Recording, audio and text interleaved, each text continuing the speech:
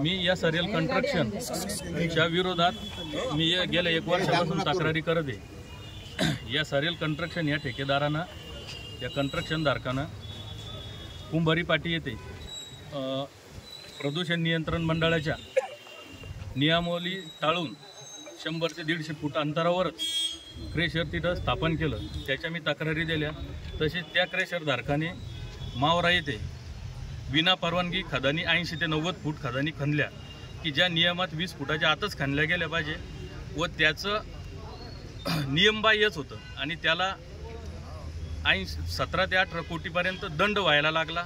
आणि मी जे वरतीपर्यंत तक्रारी करत गेलो तर काल प्रदूषण मंडळ मुंबई येथून त्याला खदान बंदची नोटीस आली व त्यांनी आज मला मारहाण केली। मारहाण करत असताना 80 ते 90 गावगुंड आणून मला तहसील कार्यालय माननीय तहसील नायब तहसीलदार यांच्या समक्ष मारहाण करत मला बाहेर आणलं व प्रत्येक चौकात थांबून मारलं आणि व्हिडिओ घेतले आणि यानंतर तक्रार करशील का नाही तर याला मारून टाका अशी त्यांनी मला धमक्यासुद्धा दिल्या। आणि चेतन लोखंडे नावाचा जो संतोष लोखंडेचा मुलगा आहे या सरेल कंस्ट्रक्शनचा मालक, त्यांनी मला माझ्या पाठीला बंदूक लावली। ज्यावेळेस मला माझे लोक दिसले की मी त्याला रिप्लाय म्हणजे असं त्याला थांबवण्याचा प्रयत्न केला, त्यांनी माझ्या पाठीला बंदूक लावली आणि चाल नीट पुढं चाल नाहीतर मी तुला संपून टाकेल। मी त्या बंदुकीच्या धाक्याने मी मार खात प्रत्येक चौकात नंतर मग पोलीस स्टेशनचे कर्मचारी मला शिवाजी महाराज चौकात आले, त्यांनी मला त्यांच्या तावडीतून सोडवलं आणि नंतर पोलीस स्टेशनला गुन्हा दाखल केला।